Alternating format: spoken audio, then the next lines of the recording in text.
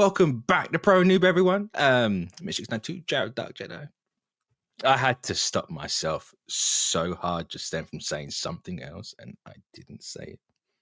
You are welcome, Jarod. I'm almost afraid. You shouldn't be. I should be because of the reaction I would have gotten after just being warned to not do a thing. Oh, yes. But just like, by the time this is out, the people at home will know what may or may not have happened with a certain 10th anniversary episode of my Star Wars show. Go to the Nerd Academy and find out right now. Find out right now. I'll tell you this, I certainly fucked around. Real mad. But we're here. It's been a hell of a day here in the Steel City. For those of you at home, that's just guns. So everybody here knows how much we care about everybody getting their pro and noob fix on their Mondays. The day started with, pardon my hiccups, the day started with me waking up way sooner than I meant to. Because I was accidentally up kind of late last night at time of recording. I would admit, I saw you were online when I woke up, and it was was it when I woke up? I think it's when I woke up and I saw you were online like X amount of hours ago. I was like, oh, he's going to be late. And then I woke up and I was like, well, I wanted to sleep in a little bit, but I'm awake, so let's go watch Attack on Titan. And then I watched Attack on Titan, and I went into my StreamYard, and I was like, you know what? I don't really like the intro I recorded for the 10th anniversary of The Force Awakens KNR episode, and I went to delete that from StreamYard, and I accidentally deleted the only file I had of the episode I recorded with Ken Knapsack.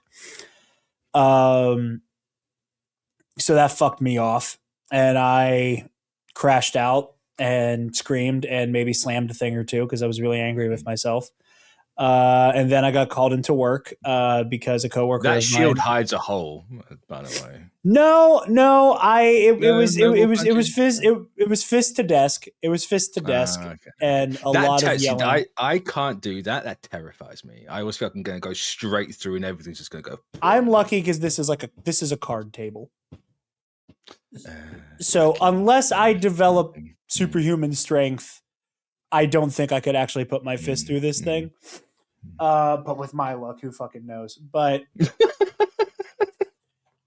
so a coworker had a very unfortunate, tragic emergency. So I got called into work, and it was one of those like, I am happy to help this person out, but logistically on the work front, there's no reason for me to be here. And spoiler, there was not. I was supposed to be sent home early since they were like, yeah, we really didn't need you after all. You want to go home at 6. And I wasn't even going to message Mitch that I was going to be home early. Yeah, thank fuck you didn't. That would annoyed me. Because I was like, I have a feeling this isn't good. Like, I was like, if I get home early, if I walk through the door before 8 p.m. Eastern Standard Time, I will text Mitch and go, I'm home early. Let's go. And right at 5:45, a customer came in that took about 45 minutes to an hour to get squared away. And we had a couple errands that we had to run. And I got home, and yeah, now we're here. And Mitch is up at what is probably an ungodly hour. I am here at almost 10 p.m. my time. Yeah, it's 20 to 3. No, it's fine. All right. Either way, just so everybody at home knows, I might be a little testy today, but we love you very much, and we wanted to make sure we got you some hot con on this probably January Monday. Hello, 2026. Probably, yeah. I was going to figure out the dates, and then I just forgot because I'm doing something else for someone else, and I have to change a couple of things. But that's fine. You would have actually known what that was by now, thinking about it, but you'll never know. What hit me? Maybe. Yeah, exactly. Yeah. Eli doesn't watch this. He doesn't know that I know.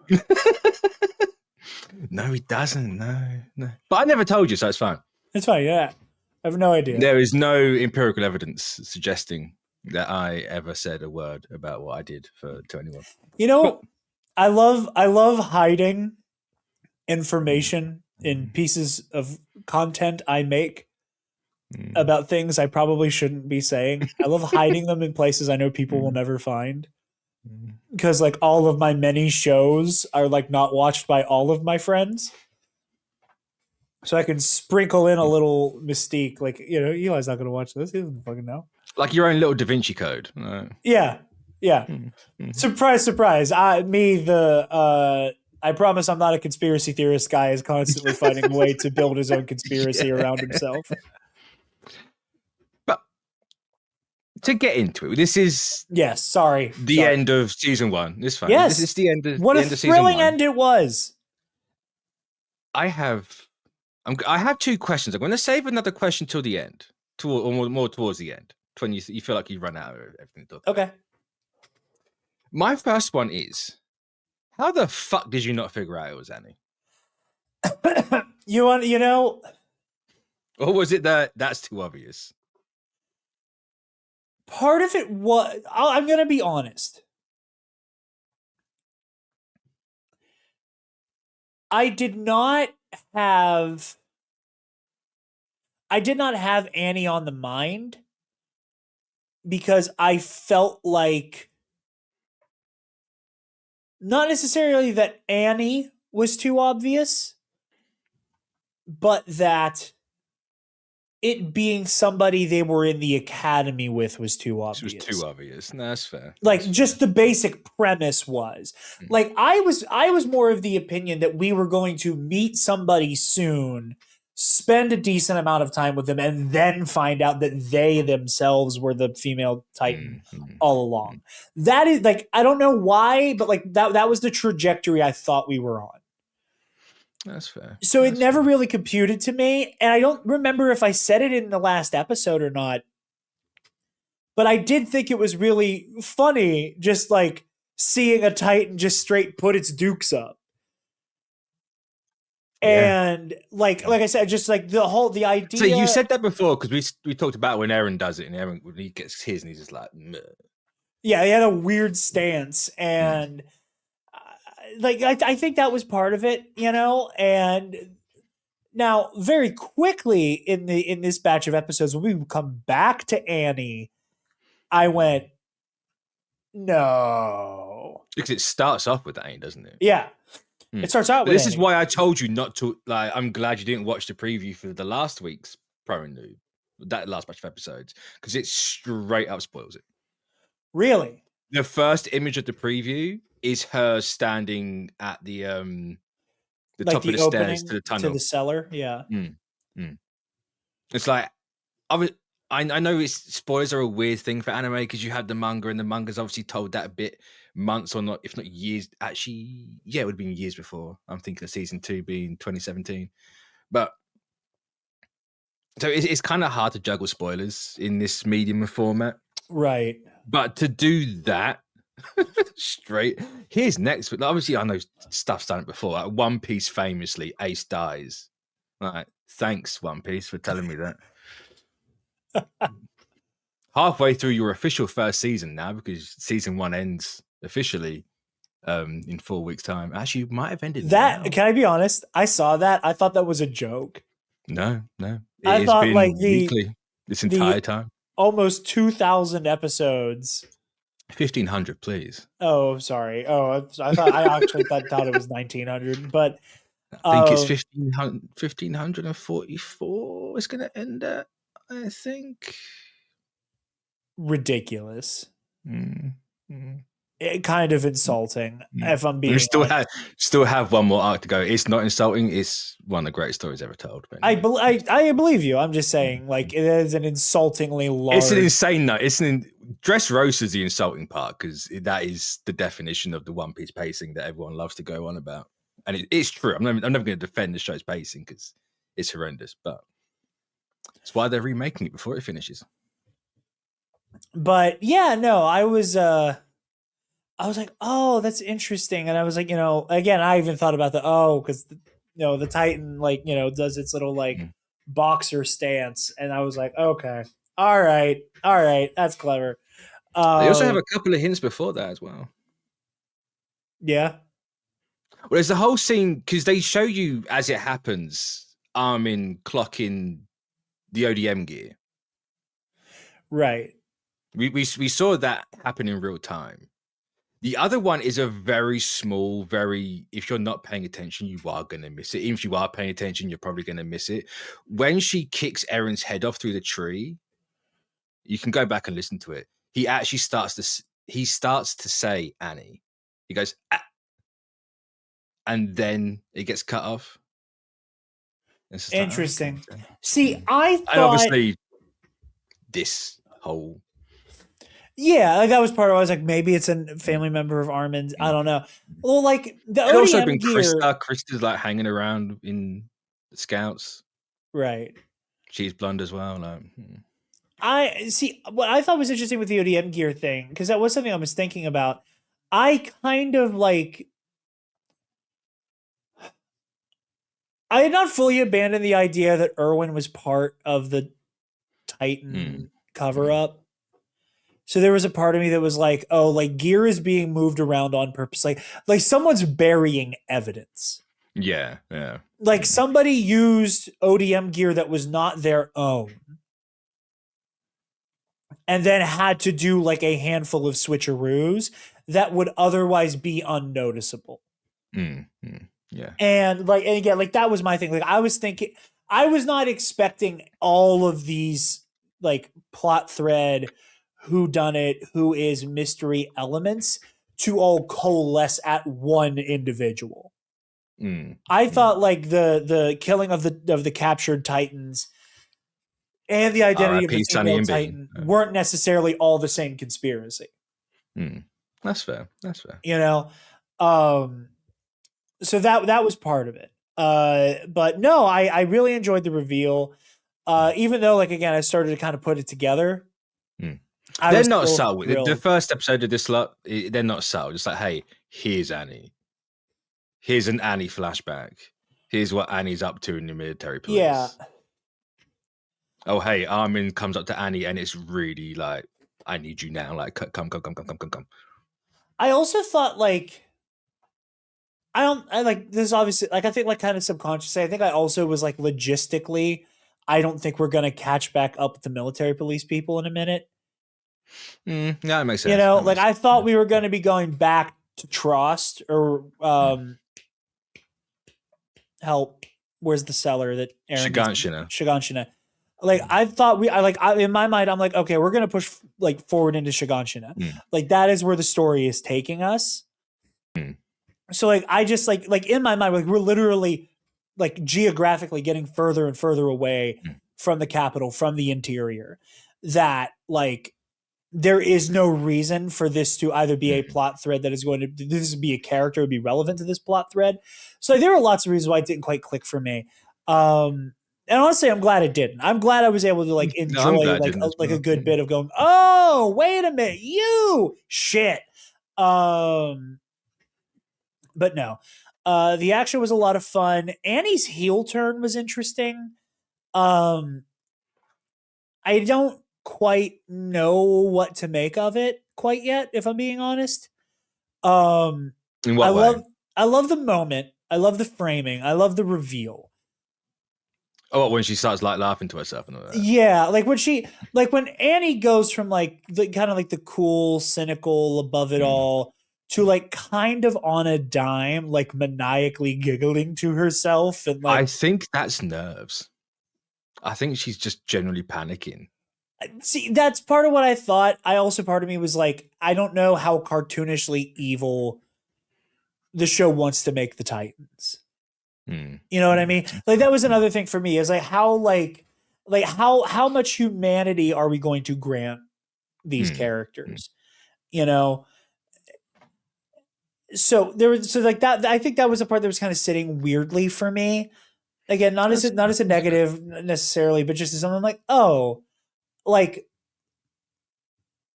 because the motivations are still, to say the motivations are unclear is an understatement. Oh yeah, you're not supposed to know that just yet. Yeah, and I understand I'm not supposed to. I get that I'm not supposed to know, but you have a crumb. That's all it is. They pulled a crumb out of the hat. Yeah, literally the crumb with the whole like, I love you, I'm proud of you, I'll always support you thing, and like, what does that mean? Like, we're kind of like, it feels like, they'll hate you, they won't understand you, they'll fear you, and it's like, okay, like we have yet another kind of, it's like a parallel to Erin's dad. Yeah, a mysterious father figure who clearly knows there's like no metaphor whatsoever. There is a literal monster inside of you, banging on the door to get out. And what motivates her to do what she's doing is still unclear. Intentionally, I understand that all, but like, there's still this moment of like, why? And I like her having like a little. I was like, oh, you like this?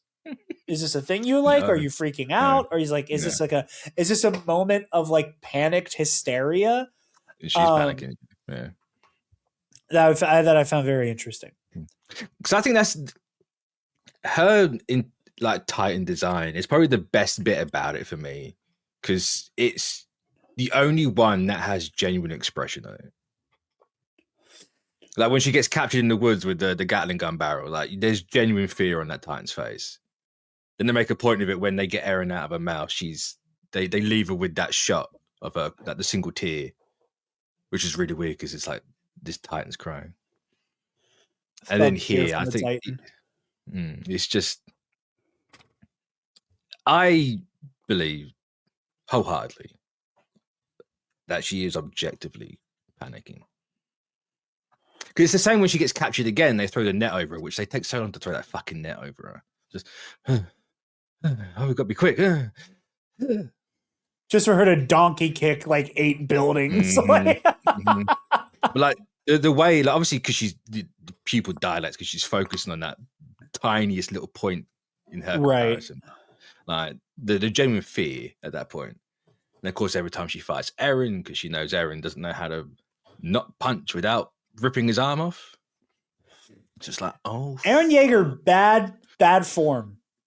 Eren Yeager strikes me as the type of person, like, I remember back when I did martial arts, like the first three times I was there with a bunch of other newbies, there was a constant, hey, show me your fist. If you're like, you're getting ready to punch me, show me what your fist looks like. You weren't one of these guys, were you? Oh no. My parents taught me how to fight before I got into Taekwondo. You want to break your thumb, kids. Before I started doing Taekwondo, I got into a handful of scuffles. Scuffles, wow, classic. My win-loss record was pretty good. But all of that to say, is it better than your trivia? Much better than my trivia. Trust me, the dynamics and epic confrontations would be very different if boxing gloves were involved.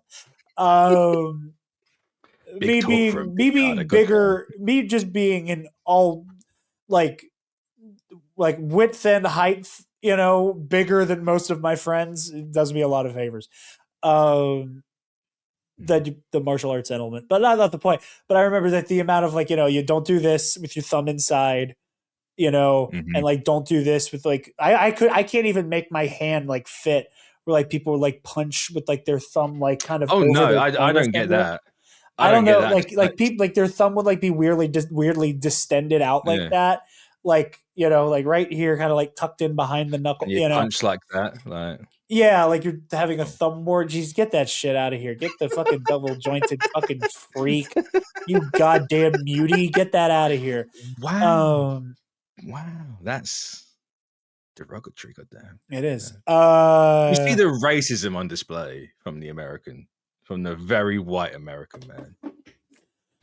Yeah. I sound like this guy every time he shows up in an X-Men comic.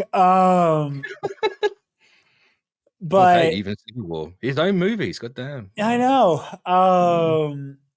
Road to Doomsday, everybody. But no, like it's I see Aaron as that kid. Like he's so aggressive and he wants to fight, but he has horrible form. Like just absolute terrible form, and it's like, what is happening? I've never been sure if it's intentionally a foreshadowing to it, but she's the only one that knows how to fight in that entire class. Yeah, they make a point of going like, "What's the point? You're on ODM gear. You're never going to be fighting yourselves." And then she comes like knee up, like. And also for Annie as well, it's like also with your double life. You're also never going to be doing fisticuffs. Like maybe if you have to like covertly take care of somebody, maybe. But like for the most part, like if you're in Titan form, it's like to make Star Wars comparison, it's like what we talk about with like Darth Sidious, like on a technical level, he is one of the worst fencers and duelists in all of Star Wars. Unfortunately, it does not matter because he's like practically moving at the speed of light when he's fighting. So it does not matter if you have terrible technique if the other guy can't see you. There's a reason why the Flash isn't a decorated martial artist like Batman. No. None of the Flashes need to be able to actually scrap like a member of the Bat family. Which is funny because they have other speedsters that are villains. Yeah, none of whom can really scrap like that either. No, they've all had the same idea. It's like, well, actually, if one of you had, some of you had like real martial arts acumen, this would actually be really scary for your Eobard's Thawne and whatever. But either way, so that element's really funny to me. All that to say, a lot of good it does her. Knowing how to fight, a lot of good because. Like Palpatine, what are you going to do when you have Eren Yeager? Yeah. Or a farming at you like 100 miles an hour? Yeah. Willing to shatter his own elbow. It is, again, I'm on the record. Eli, if you are watching, I am on the record of saying Yoda lost the fight in the Senate arena. Oh, he absolutely did, yeah. Like Yoda got outclassed, but that is the first time the Emperor fought somebody who could move at the same clip as him. It is, yeah. And you see the Emperor get overwhelmed, and it does not take long for him to be like, okay, force powers, fuck. He does panic. He gets him on his back foot. Similar thing here with Andy, like it's like, okay, like what good does that do you when the odds are kind of leveled out in some way, shape, or form? On the topic of Eren and how he handles his fight with Annie, I did want to ask, did Eren unlock like new powers by the end?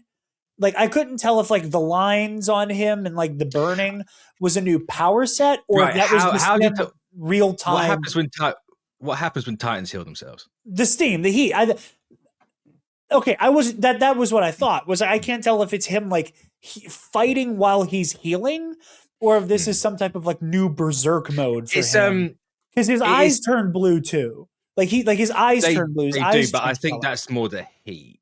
I think it's also supposed to be a reference to Neon Genesis at that point. Not that AV Unit 1 ever had blue eyes, but I think the whole berserk factor because he also has the lines at that point over the eyes. And the jaw, you can see the teeth through the cheeks. Yeah, I think that's more a visual thing as well. With the heat, blue means hotter, right? Like, okay. I was curious because again, I understand the heat.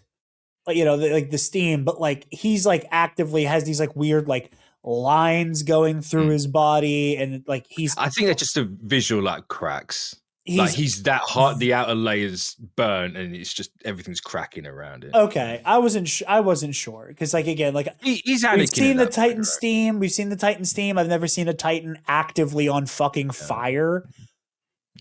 No. And it was just like I can't tell what of this is stylistic visual language and how much of this is like, oh, like something new is happening, especially when they're like, oh my God, they're merging. Yeah, that's weird, isn't it? It is very weird. So there was a part of me that was like, is he doing something where he's like siphoning off of her?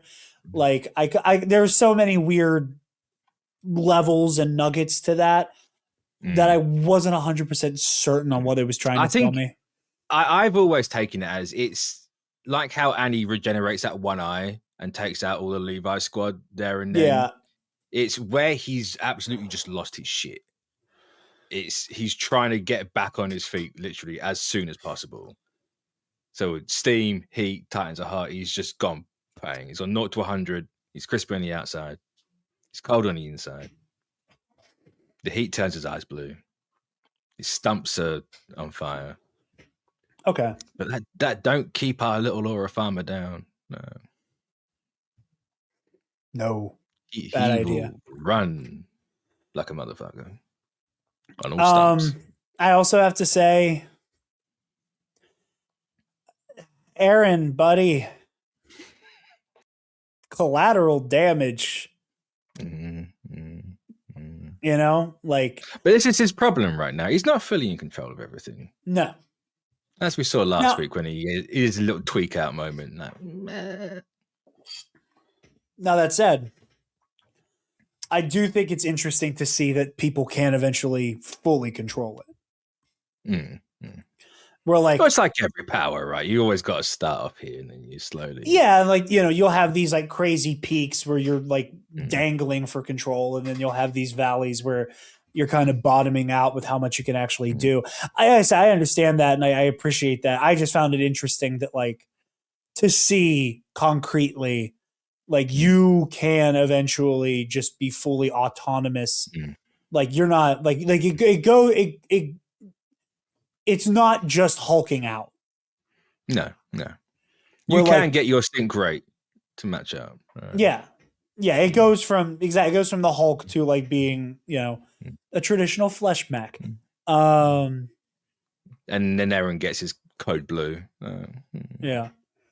But no, like I said, the action was incredible. Also, Annie has the audacity to disrespect someone else again. But I think this one's slightly worse. Which one?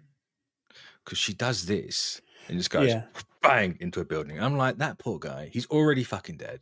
He's already dead. Again, there's no need to. If you start at 6 o'clock, by the time you're at 7, you're gone. Yep. This is. I love seeing it. I adore.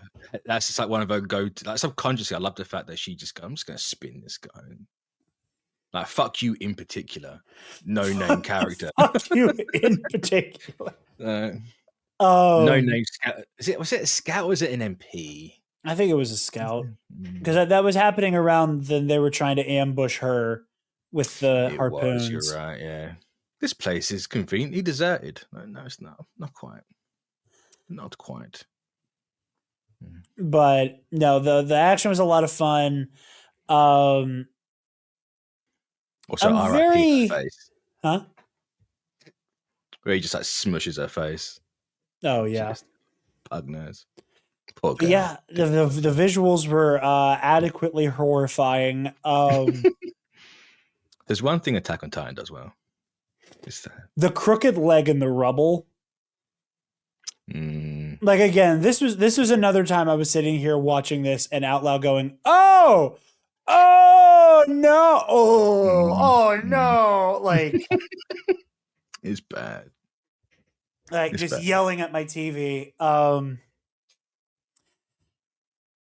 I'm curious to see how consistently they depict Aaron being able to come back from the brink of death in his human form. Because, pardon my hiccups. So obviously we see him just get chomped to bits in Trost. You know, like, he loses his leg and then he loses his arm and then he gets swallowed up. He lost a bit more than his arm. The arm was the only thing left, technically, but yeah. You are right. Okay, the conscious being who is being from Armin's perspective, the only thing that was left of Eren was the arm. Right. And we see him do his thing, tighten out, go ape shit. But he was still like, It was one of those, like, he's not immediately dead type injuries. No. You know what I mean? Like, if he had, like, that, like, the bite. You want to know how far he can go with this? Like, can he just... Yeah, because, like, this is he was functionally immortal at this point? Yeah, because, that was wild. Like, him getting crushed, and it's like, okay, like, there's rubble on top of him, and I'm sure, like he's dying, and that's, no good. And then the extra bit of rubble lands, and we see he's, like, fully impaled. Yeah, I say the fun bit about that whole impalement bit is it's not all the way through at the start. Because he's on his front. So he's obviously landed on that. Then he gets flipped over. Yeah. Then it falls on him. And then he's stuck. So he has to physically peel himself off of this piece of, like, he has to get it through his own back. He had to do that himself. That's grim. Really grisly. But I'm very curious to see, like, what the upper limits of that are. Like, it's very much that, like, oh, like, if you time it right, like, I keep coming back to Bruce Banner and the Hulk, but, like, if you time it right, like, if you kill Bruce as he's about to Hulk out, maybe, like, you catch him in that, like, weird twilight period between Bruce Banner and the Hulk. Maybe you can get him. Depends on which MCU or comics. Because we know you can't do that with MCU one. Yeah, I know. I put a bullet in my mouth and the other guy spit it out. One of the hardest lines in the MCU. Right up there with one of Banner's other lines with "I could strangle you right now and not change a shade." Yeah. Gangbangers, if you will. But like I said, I'm curious to see the upper limits of this. Like, what do you have to do to Aaron? Like, aside from the boring answer of cut his fucking head off. But even then, I'm like, I don't know. I've watched the Titan get fucking decapitated a couple times. I know that's not the way to kill it. Titan. I mean, maybe you just, like, cut his neck a little bit. Who knows? Yeah. So I don't know. I'm curious to see it.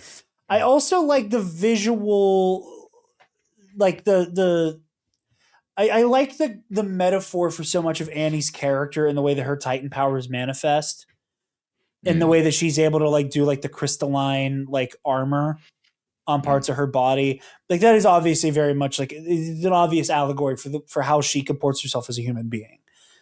Yeah, she can literally put on a very thick skin to hide the soft parts underneath. Unsubtle. Ironic, Titan's all exposed muscle. Right. Exactly. Like, it's, look at all the exposed everything, but I can put on, like, this very tough, impenetrable veneer over top if I need to. I think I don't, obviously this far in, it's not news to me that Attack on Titan is a deeply cynical, grim story with a cynical, grim outlook. Or at the very least, it's showing us a grim and cynical outlook now.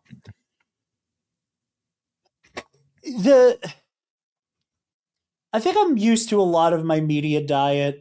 I also dropped my water bottle like 8 times trying to like leave, and I just saw a scratch in my lid for me dropping it like 4 times. Taylor thinking I threw it. I did not. I want the record to reflect. I did not throw my water bottle because this thing is tough enough that I would break more things in this room than the water bottle.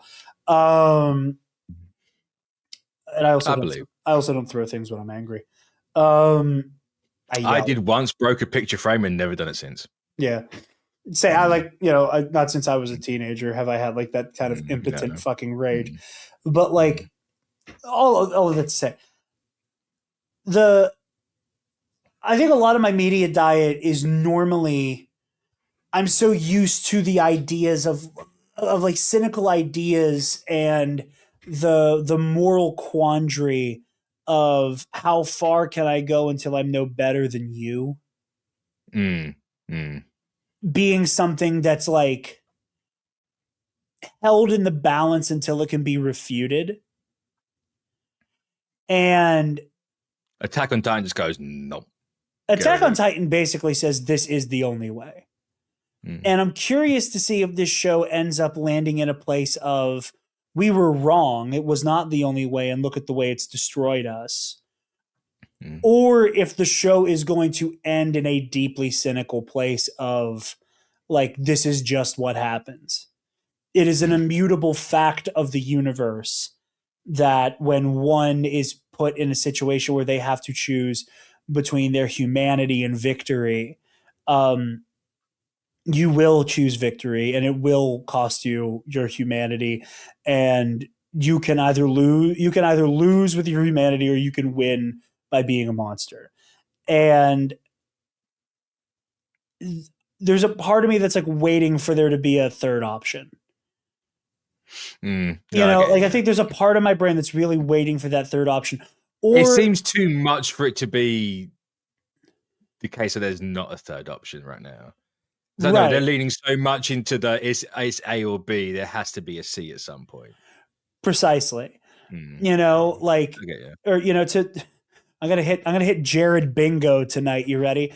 One of my favorite albums of all time, Damn, Kendrick Lamar, first ever hip hop album to win a Pulitzer Prize.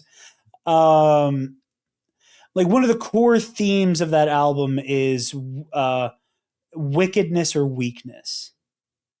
Depending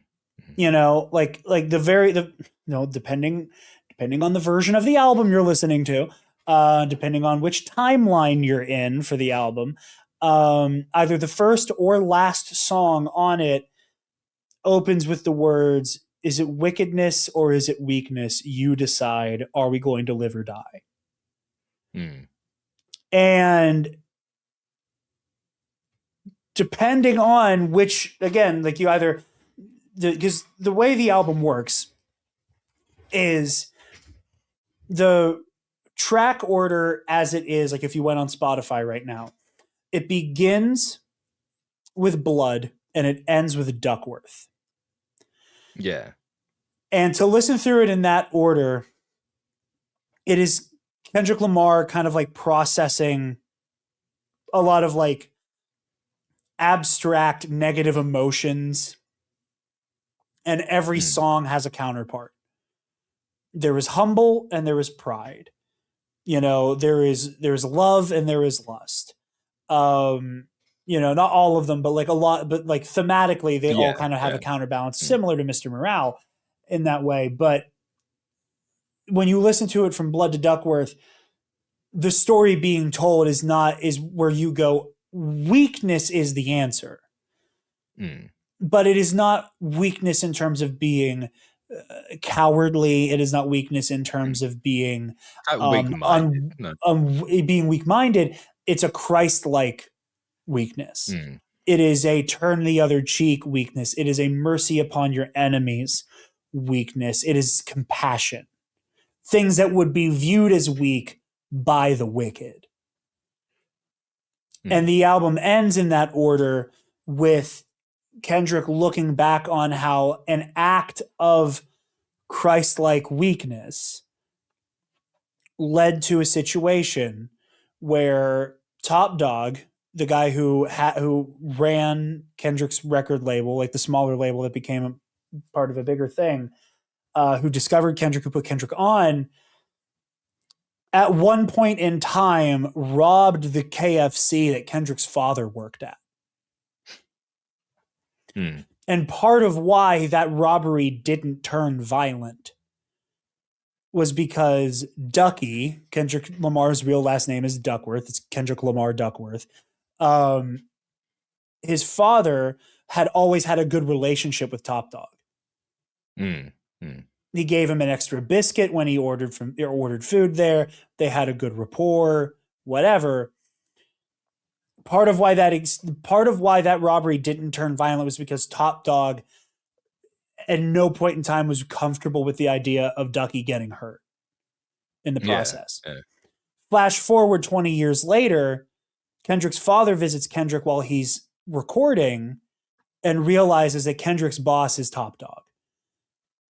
the song ends with like, whoever thought the greatest rapper would ever be from coincidence, because if Anthony killed Ducky, Top Dog would be serving life while I grew up without a father and died in a gunfight. And then a gunshot rings out and the album reverses itself. And then that is your cue to now listen with Duckworth as the first song and end with Blood. And when you start with Duckworth and end with Blood, it is Kendrick pondering this alternate life where he does not become Kendrick Lamar. Yeah. And the song Blood, when you listen to that as the first song, it's a dream. It's Kendrick having a dream where he is shot in the street. If you listen to Blood as the last song, it is Kendrick being killed in the street. And all of that to say, there's a part of me that's waiting for this to have its own, is it wickedness or is it weakness? Yeah. I'm waiting for the show to maybe acknowledge the concept of weakness. And understanding that like that and going, it's not weakness, it is what the wicked view as weak. And I'm kind of waiting to see that turning point in play. And again, like Aaron just repeating to himself in his inner monologue, that whole idea of you become what you fight and it's the only way to win. Like it's just really, really bleak and grim and really upsetting that like it doesn't feel like there's an off ramp from the depravity. No. It doesn't feel like there's an off ramp to acceptance. There's an off ramp to understanding whatever. And maybe that's part of why I'm so married to the Titans being some type of conspiracy, is that at this point, I'm almost like the only way to save humanity, quite frankly, is from its fucking self. Yeah. By them realizing that they need not go to war with these creatures, that there might be another way that isn't through endless violence and bloodshed. But a reality like that seems very far away. If it is even remotely possible in the first place. Well, we have just finished season 1, so we still have a fair way to go. We technically still got 3/4 of the show left. Not exactly. It's not quite 100 episodes. But you have a long way to go yet, so who knows? But yeah. Maybe Irvin knows. Maybe Pixis knows. Somebody knows something. Pixis knows. Pixis knows. I don't Pixis knows. Oh, that's funny. Pixis knows something. Or Pixis is just really smart. I know it in my fucking bones. He's like Irvin, right? He's just full of good ideas. Something like that. Though I guess saying Irvin's idea for these 3 being good might not be the best choice of words. Especially when you see that poor little girl, the blonde girl in the blue dress. It's just like, oh, that's a homeless orphan right there now. She wasn't like that 5 seconds ago. Like, goddamn. I hope she made it out. I liked it. There's no body. There's no death. No. Okay. I like to think that was the case. I'd like to think so too, Mitch. Just let Attack on Titan have a little bit of hope. Little. I wanted to, man. I want like. Little bit of hope. I'm gonna bring up a certain TV show, and I need you to not be a jackass about it. Oh, just 2 weeks in a row, Jared, for fuck's sake. Go on, make it quick. Yeah. It's like I said about Andor. The beauty of Andor that people love to neglect about the story that it's leading up to is, as I've said before, the negative space of hope. That whole show is sometimes only watchable because you know how this story ends, and it is not sucking. Sometimes only watchable because you know how it ends. Put that. You can't even say put it on the Blu-ray case anymore or the DVD case anymore because they ain't going to exist. No, just AI generated. But That's not even here for Attack on Titan. Like, I have no hope. I have no hope at all watching this. Mm-hmm. Well, I made a considerable mistake. It wasn't even, I didn't make a mistake. It was an active choice. I shouldn't have done it, in fairness. It wasn't a mistake. Of actually watching the final movie last night before the Game Awards. Yeah. There's something inside me when I need to see that ending again. And I found out the last movie on Crunchyroll is 2.5 hours long. It doesn't feel like 2.5 hours. It's immaculate. Well, but I can't remember what I was going to go with that. But you said you had another question you wanted to ask me at the end. I did. Yeah. Did you stay for the credits? I did. I'm glad you brought that up because I almost forgot to ask. Fuck. I wanted the. I wanted the reaction. Was that real? Was that like a little, like, I don't like, was that, I don't know, was that like a little cheeky fourth wall break? Like a little like third wall break. There's only 3 walls. Mitch, today is not the fucking day, man. Today is not the fucking day. No, today is exactly the day. Today is exactly the day. I'm sitting here. I'm in my new hoodie. Trying you to. Can't be mad in a new hoodie. This hoodie's actually fucking rad. It's got like a crazy little like your little fucking like wolf right there. It's bigger. Really it's bigger on the back. Hold on. I was gonna say you want me to do a fit check, but like the bottom half of my body does not match this hoodie at all. Shit's hard. This shit's hard. Do you know what? Part of me, I wasn't sure if it was a Roosevelt's on that. What? Part of me wasn't sure it was a Roosevelt's at the start, and I'm kind of mad that I didn't just go, yeah, of course it is. Well, because if you guys remember, I think it was a few weeks ago, it might have even been the beginning of our Attack on Titan coverage. Taylor had just gotten a hoodie, like one of their hoodies for the first time.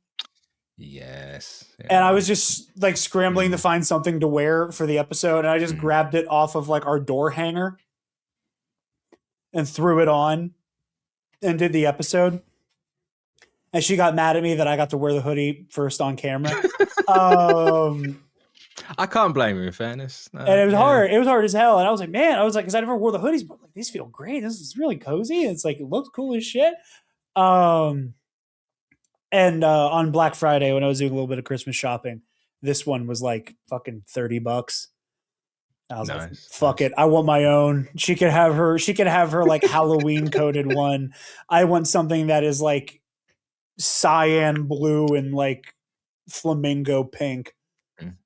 You want your synthwave colors. I want my synthwave colors. Plus, this matches a pair of Jordans I've been meaning to get my hands on too. On camera, it looks more cyan than it actually is.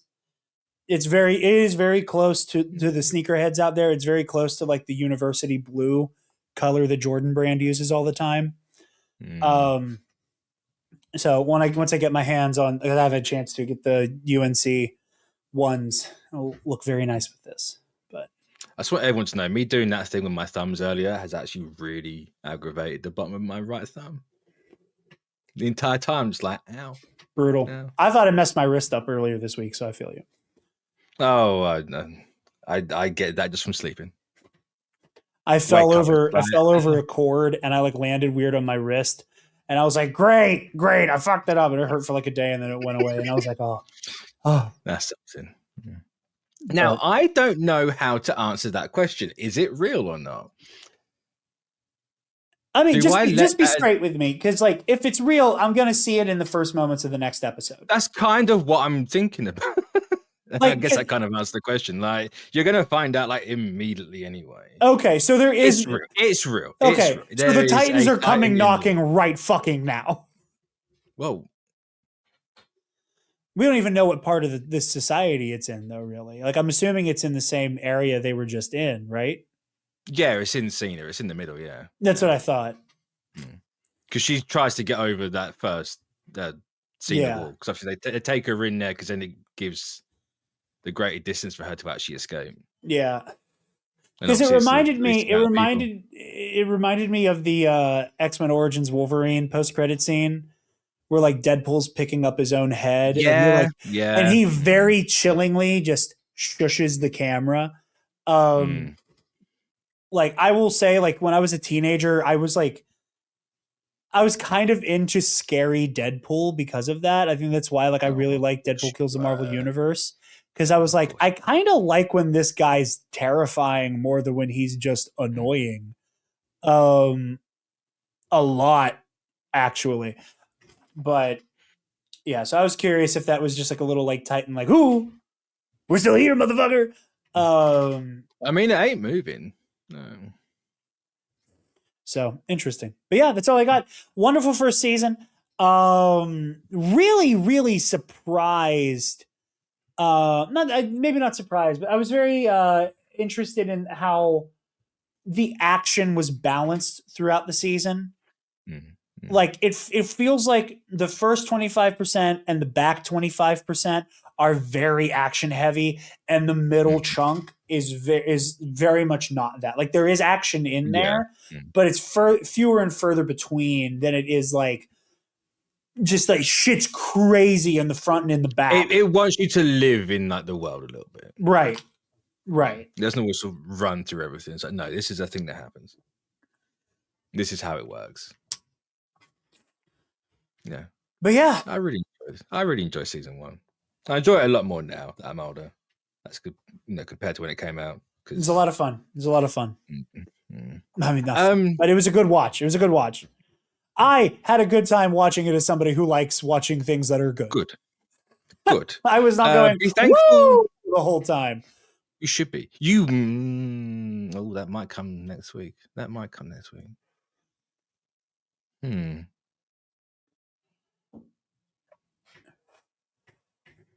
Anyway, be thankful you don't have a 4-year wait. Grateful. Because they left us hanging on that cliffhanger for 4 years. Or was it 3? No, it was 4 years. It ended in 2013. It was 2017. Season 2 started. So yeah, there's 4-year wait. You are also about to have what some people say is like the best anime intro of all time. Okay. See, thank you. I'm hyping that up a little bit. I am hyping that up a little bit, but it is a banger. I look forward to it. It's absolutely one of the most iconic. You might hit the old. We'll see. It might radicalize you on its own. We'll find out. We'll see. And you said the next season is shorter, correct? Next season's 12 episodes, yeah. Interesting. And then you said season 3 is full length again, and then season 4 is basically just 4 movies. Season 4 is 36 episodes. Is what? 36 episodes. Oh, okay. Never mind. You have the 25, this one was 12. I can't remember how long season 3 is. I should have had my Google Doc up, but I don't. And then I think it's from 64 to whatever the fuck. We are going to have a point where we're going to, when we get to a certain point in season 4, have a conversation, because on Crunchyroll, it's all episodes until the last bit. And I don't know how Hulu does it. So we will have to have a talk at some point about how we're going to do this. You know what you can do? You can have Taylor do Hulu recon so I don't see anything. You just have her go into Hulu. Oh, I've got other people I can. I'm not going to risk Taylor dropping something in there. No. For my own sanity. No. Yeah, that would be interesting how we go. And also, I kind of want to play with the format of that last one a little bit, but I don't know how that will work out. But that's a bridge way over there that we will cross when we get to it. So yeah, next week, season 2. What? We're ending the episode, Jarod. Well, I thought we were going to do plugs. Oh, yeah. It is 3:29 in the morning for me. 10:29 for me. After my very bad, no good day. Yeah, so Jarod, where? You guys can find me over on the Nerd Academy podcast. Obviously, we're doing our MCU rewatch show, Road to Doomsday. Right now, fuck if I know what just came out on the main feed. But it's coming out today while you're watching this. I guarantee a Marvel movie will be on the Nerd Academy podcast main feed. Yes, the discussion about a Marvel movie will be on the main feed. So check that out. Watch it be a show. Fuck me. Well, God, there's no way. There's mathematically no possible way. I mean, isn't there? Hold on. The furthest thing out I have scheduled. Am I back? You're back now. It's fine. Yeah. Okay. The furthest thing out I have scheduled is December 22nd, Age of Ultron. So after that is Ant-Man and then Civil War. Netflix stuff kick off in that timeline? We're not doing Netflix. Oh. Don't have time, man. I don't have fucking time. Oh. Poor Daredevil. I can only do so much. We only got so much gas in the tank, brother. I trust me. I wish. If I did this full time, yeah, we're doing Netflix. We're watching every single fucking thing. That's fair. Unfortunately, not on the docket. Maybe whenever Avengers 10 comes out, we'll do this all again, including that. But Avengers 10 will have 6 trailers with Avatar 25. Because James Cameron's still needs money. But no one despite what the Bombad cast says, no one actually gives a fuck about those movies. That's my Civil War. I will fight a motherfucker. No one. I'm indifferent. Listen. If I can find the time to watch Wire and Water, don't. I'm willing to hear them out. I'm willing to hear them out. No, don't do it. Don't do it. Okay. Probably if I can, I will. I don't know if I will. There's a chance I watch it. There's a chance I watch it and go like, this is mid as fuck. Like y'all are out of your minds. Mid is such a jump up from what those movies are. I haven't even seen Way of Water. I fucking know. There is an hour where nothing happens. I know that for a fact. I don't like your approach to talking about it.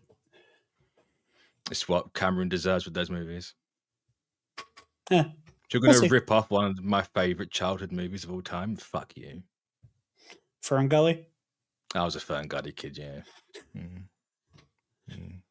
But yeah, Road to Doomsday, Luminous Odyssey, the High Republic RPG we're doing on the All Remaining Systems channel. And Epic Confrontations on the Star Wars in a Galaxy channel. By the time you're watching this, there could be a new champion. I don't know yet. The match hasn't happened yet for me. But by the time you're watching... Congratulations, Odin. I hate how much of a fucking Alden mark you are.